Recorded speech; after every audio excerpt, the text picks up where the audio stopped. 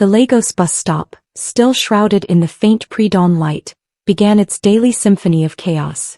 Hawkers' shouts cut through the air, conductors vied for commuters, and the sharp squeal of tires blended with the rising tide of impatience. Amidst this vibrant pandemonium stood Daniel, a slender, dark-skinned 20-year-old with piercing eyes. He was a forgotten sentinel, rooted to the corner, dressed in worn slippers and trousers patched at the knees, his shirt missing its top buttons. A school bag rested on his back, a relic of a life he hadn't known since his mother's passing 2 years prior. He was a bus conductor, though not on duty today. Daniel had set out early to submit a job application at a mechanic's workshop across town, but fate, it seemed, had a different itinerary. As he nursed the last sips of pure water from a sachet, a woman approached the queue for CMS buses. Then he truly saw her. She moved with a powerful stride, her high heels clicking like thunder, her wrapper sharp and her dancing earrings proclaiming wealth. Yet her face was etched with worry, like a goat sensing the butcher's knife. Her eyes darted, her hand constantly checked her bag, and her phone was clutched tight. Her black G-Wagon was conspicuously absent. She reached the loading zone for the CMS buses, where people were boarding and conductors bellowed, "Enter with your change, oh." But the woman remained rooted, pacing restlessly. She pulled out her phone, her voice sharp and dismissive. "I don't care," she snapped. "The driver said the mechanic is still on the way. I'll take public transport. I just need to get home. This place isn't safe." Heads turned. A rich woman in Lagos, alone, without a driver, bodyguard, or her usual G-Wagon.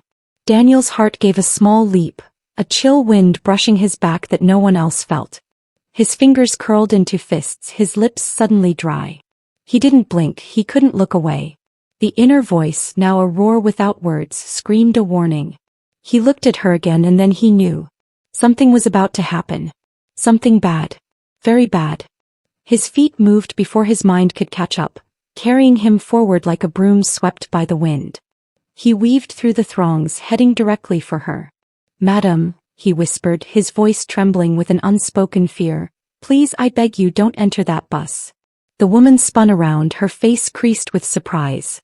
"Who are you?" she demanded, her voice sharp as broken glass. "Why are you talking to me?" Daniel kept his gaze lowered. "I know it sounds strange, but something is wrong. I can feel it in my chest. That bus. The one coming now, don't enter it." She raised an eyebrow, surveying him from head to toe. "Are you mad?" "No, madam," Daniel quickly replied. "I'm not mad. I'm begging you with everything I have. Just wait. Take another bus. Even walk if you must, but not that one," he hissed, stepping back. "Look at you. Tattered shirt, dust on your legs, and you think you can tell me what to do." Daniel's voice softened again. "Please don't go. Something bad is waiting. I don't know how to explain it, but I see things. I feel things." She crossed her arms. "What kind of nonsense is this? You just appear from nowhere and expect me to trust your feelings." Daniel nodded slowly. "Yes, I know it sounds foolish, but madam, I swear your life is in danger." Her eyes hardened, her mouth curving downward. "I don't know who sent you," she said coldly, "but leave me alone." The bus was drawing closer, the conductor already holding the door open. Daniel's heart beat a frantic drum against his ribs, but he couldn't move. "I understand that you won't believe me," he pleaded, "but you're not seeing what I'm seeing." Her face darkened. "Then explain it. What exactly are you seeing?" Daniel hesitated, shaking his head. "Even if I tell you, you still won't believe me. But I swear, madam, your life is in danger. Something terrible is waiting if you board that bus." Nearby, people began to cast curious glances. The woman's voice grew louder. "So what do you want from me? Money? Are you mentally okay? Get away from me right now." She turned, stepping toward the bus just as it rolled to a halt. Panic surged through Daniel, his heart pounding like thunder. He looked wildly around. He couldn't let her enter that bus. He didn't know what lay ahead, but everything inside him screamed it was death. His chest tightened like a knot, his mouth dry. His feet moved before his thoughts could catch up, like fire chasing wind. He ran to her and with both hands grabbed her handbag. "Forgive me," he cried. "Please forgive me." The woman staggered. "What are you doing?" she screamed, her voice cutting through the noise like lightning. "He's stealing my bag," she shrieked. "Thief! Thief. And Lagos heard. Heads turned, eyes widened, mouths dropped open. The cry of thief was a bell in the jungle. Every animal ran. Catch him, someone shouted. Don't let him escape. Daniel tried to explain. I'm not. Please, I'm not a thief. But no one listened. A hand slapped his cheek, hot and heavy as a frying pan. Another leg kicked his shin. He stumbled, trying to hold the bag and speak, but fists fell like rain, legs flew like angry wind. He fell to the ground hard, his chest hitting the earth, his head ringing like a church bell. The woman stood aside, breathing fast, her face red with anger. She pointed. That's him. That's the thief. Daniel, still on the floor, looked up, blood on his lips, but no one saw the fear in his eyes, no one heard the truth dying in his throat. The ground vibrated with footsteps. The crowd swelled like ants on sugar. Some ran to watch, some ran to beat, and some came just to shout, "He's a thief. He snatched a rich woman's bag. He deserves fire." Voices rose like thunder, anger filling the air like smoke before a storm. A boy with a loud mouth screamed, "Bring tire." And someone ran from a nearby corner, returning with an old black tire, dusty and worn. Angry hands forced it over Daniel's neck. It dragged against his skin. His eyes widened, his mouth opened. "Please," he cried. "Listen to me. I'm not a thief. I was helping her." But no one listened. Another man, bare-chested, a scar on his arm, poured petrol. The smell rose, soaking Daniel's shirt, dripping down his back. His skin grew wet with danger. "Stop," Daniel shouted. "Please, I beg you. I didn't want her to die." The woman stood aside, breathing hard, her arms folded. She didn't say a word, just stared. A matchstick was struck, the small flame dancing on its head. Just one flicker, just one warning. And then someone threw it. The fire jumped like a wild animal set free. It grabbed Daniel like hunger grabs a child. Spread fast, orange, red, cruel. Daniel screamed, his voice tearing through the sky. His arms shook, his legs kicked, but the fire held him. The crowd clapped. Some laughed. Some filmed with their phones. Others shouted, "Next time you'll think twice." And in the middle of the road, wrapped in fire like cloth, Daniel, the boy who had tried to save a life, disappeared into the blaze. If only the woman had known who Daniel truly was, she would have listened. If only she knew what her mother-in-law and sister-in-law had plotted for her that very evening, she would have avoided her home like a burning house. But fate doesn't give warnings, it sends people. And sometimes those people are ignored. Daniel wasn't just a street boy in Lagos. Long before Lagos swallowed him in its iron arms, he was a young boy from Benin. His story didn't begin with the fire. It began with fear. He was born into a large compound where polygamy was normal and suspicion was oxygen. His father had 4 wives, but it was Daniel's mother, the youngest, who bore the only male child of the household. That child was Daniel. And from the day he was born, the other wives knew the boy would be a threat to their children's inheritance. They tried to harm him. They tried to take his life and send him back to where he was coming from. Mysterious sicknesses, poisoned meals, missing clothes. But none of their efforts succeeded because Daniel wasn't ordinary. Even as a child, he saw things others didn't. It started innocently. He could tell when rain would fall or when a visitor was bringing bad news. At age 6, he told a pregnant neighbor she would lose her child by sunset. She did. Word spread. Some feared him. Others wanted to use him. His stepmothers chose a third path. If they couldn't kill him directly, they would make his gift the reason for his downfall. His mother warned him often. "Daniel," she would say, "not everything you see must be spoken. Some eyes are better closed." But Daniel, with a heart bigger than caution, would always reply, "If I was given this gift, it's to help people. I won't keep quiet." And that was his greatest mistake. The final straw came when he was 15. That day he followed his mother to the market. He wanted to buy pepper and yam. The market buzzed with noise like thunder, smells of spice and sweat, traders calling out like birds fighting for grain. Daniel held the basket. Then she came, the chief's daughter. She walked as if the ground owed her. Her waist swayed like a swinging gate, beads on her waist jingling like bells on a goat's neck. People stepped aside. She was beauty wrapped in pride. Daniel looked at her and looked away. He did not greet her. She stopped and turned sharply.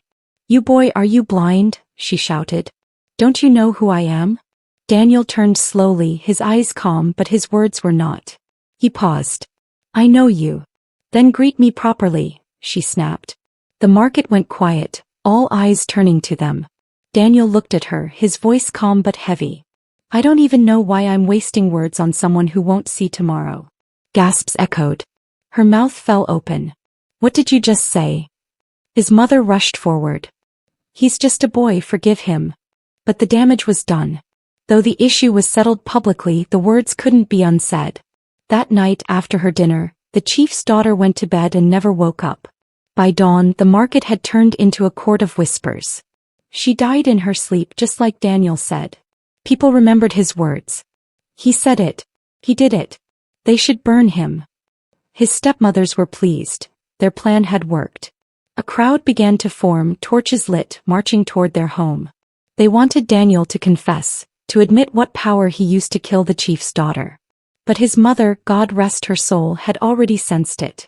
She packed a small bag, stuffed it with some cash and bread and handed it to Daniel. "Run. Run far, Daniel. Don't look back. If they find you here they will kill you. Let them kill me instead." Daniel wept, but he obeyed. He left Benin that night, tears soaking his face, fear soaking his bones. The night sky wore a black wrapper. The moon hid behind clouds as if it too was afraid. Crickets sang, but even their song was quiet. Daniel ran, his legs moving like drumsticks on a talking drum. His eyes were full of water, his heart beat like thunder inside his chest. He held a small nylon bag, inside bread, a wrapper, and the last words of his mother, "Don't look back. Just run." And he didn't look back, but his ears heard voices, shouts, footsteps, then silence. The crowd had reached the house. They didn't find Daniel. They found his mother. They dragged her. They called her a witch. They said she trained a killer. They beat her. Her cries rose to the sky like smoke from burning wood. By morning her voice was gone. She died the next day. And Daniel, by morning he climbed into the back of a truck, his face full of dust, his eyes wide open. He didn't know where the truck was going. He only wanted far. It took him to Lagos. Lagos swallowed him. It gave him bus stops instead of beds, hunger instead of hugs, work instead of school. He became a conductor, a small boy in a big city. No one knew his story. No one knew his name. And from that day he vowed never to speak of his visions again, no matter what he saw, not even if death itself was involved. He made a promise to himself, "I will never speak again. Even if I see death I will keep quiet. I will hide my gift like bitter cola in a wrapper." And he did. For years his mouth was locked. Until today. Until the woman at the bus stop. Her name was Susan. She had barely mourned her husband, Emeka, for 3 months before the storm of family greed began to rage. Emeka had died suddenly of a heart attack at work, and from that day his mother and sisters began circling like vultures. But their resentment didn't start after his death. It started long before. Susan met Emeka when he had nothing but hope, not even a mattress to sleep on. He was an apprentice electrician sleeping in a wooden kiosk. But she loved him deeply, not for what he had but for the peace he gave her. They struggled together, built slowly, brick by brick, hunger by hunger. But Emeka's family never accepted her. His mother complained about her food. His sisters accused her of using charm. Nothing she did pleased them. His mother never smiled at Susan. "Your food smells like charm," she once said. His sisters spoke and pointed. "You have tied our brother with something, he doesn't see us anymore." They fought her every day, every week.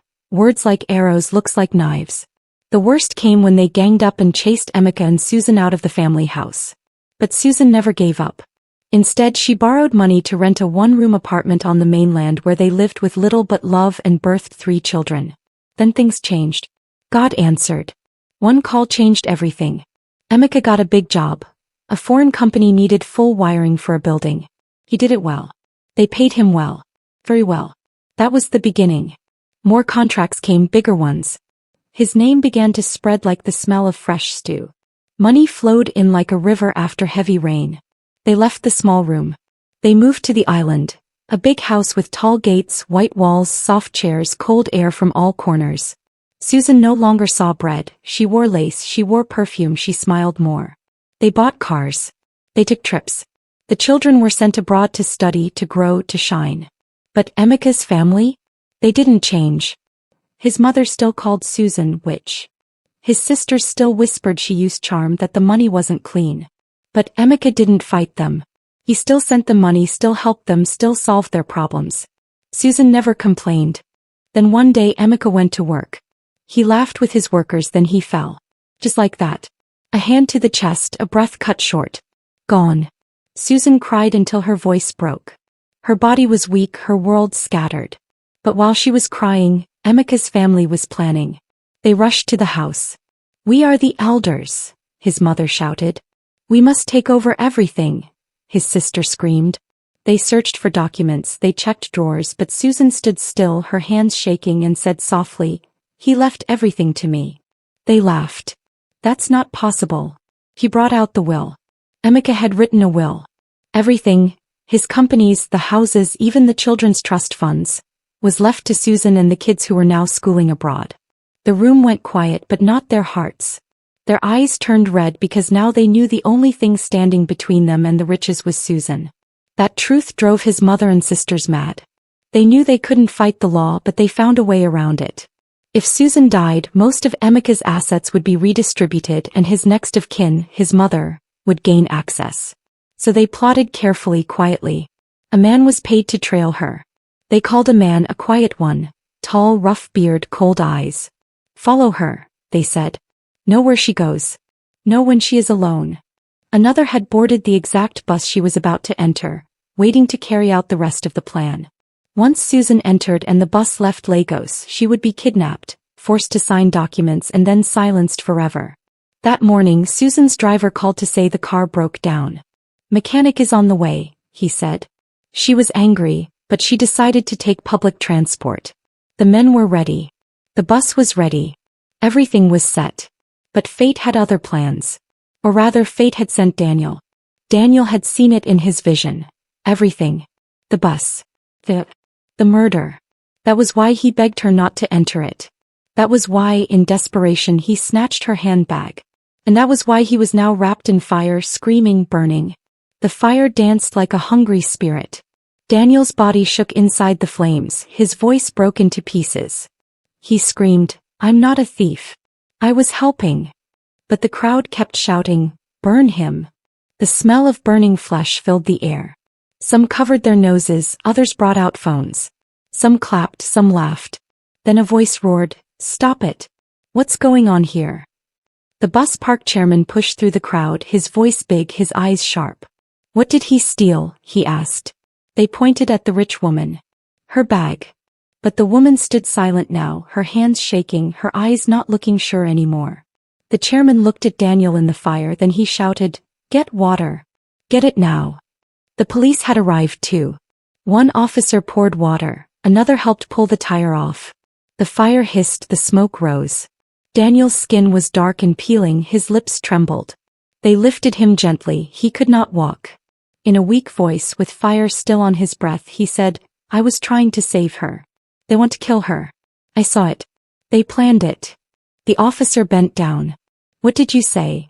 Daniel cried, "Susan. Her husband's people. They sent men. They're in the bus." The crowd grew quiet. The police looked at the bus, looked at Susan, looked at Daniel again. His body was broken, but his words were strong. And now everything had changed. The police did not waste time. They moved like hunters in the night. They took Susan aside and asked her questions. She nodded, shaking. Tears rolled down her cheeks. "Yes, it's true," she whispered. "They've been after me." The officers made a plan. One of them picked up the phone. He dialed the number they found on one of the men who entered the bus. It was the voice of Susan's sister-in-law. The officer spoke like the hired man, his voice low and rough. "Job is done." She entered. She signed the documents. She never came out. "Come collect the papers." The voice on the other end laughed. "Ah, good. Send the address." They sent a location not far. A quiet place, no noise, just enough space for handcuffs. An hour later, Susan's mother-in-law arrived first. Big head tie, gold bangles, long dress, like someone going for a party. Her two daughters followed, high heels, smiling, laughing. They didn't know police waited in plain clothes.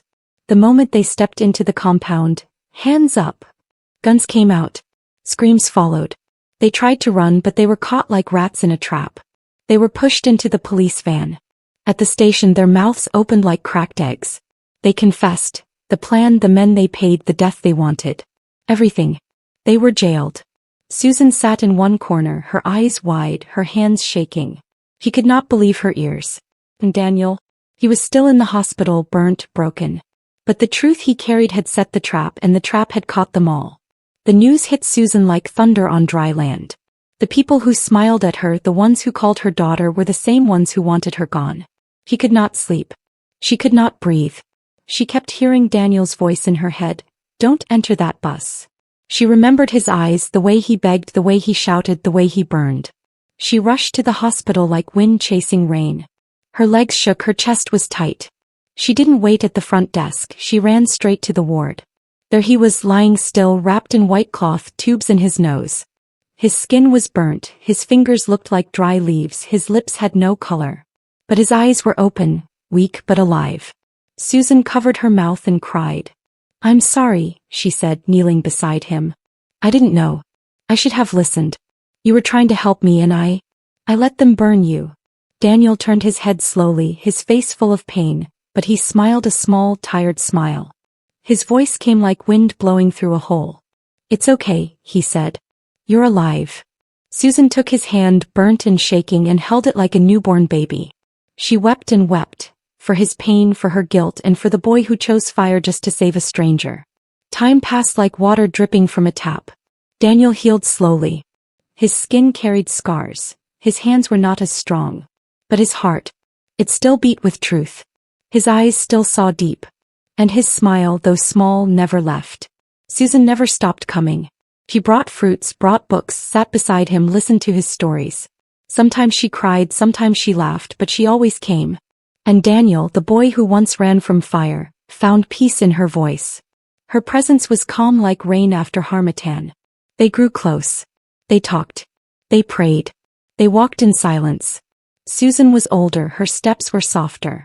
Daniel was younger, his eyes still carried sorrow. But love doesn't ask questions, it just grows. And one quiet afternoon, under the shade of a hospital tree, Susan held his hand and said, If you ever want to marry, I'm here. Daniel blinked, then smiled. And that was the beginning. They didn't have drums. They didn't have dancers. But they had each other. And the woman he tried to save became the woman he lived to love. Not every fire burns to destroy. Some fires clear the path. Some fires lead to grace. I hope you enjoyed the story. If so, please like the video, comment what you learned from the tale, share with friends and family, and don't forget to subscribe to the channel for more African folk tales just like this one. Thank you.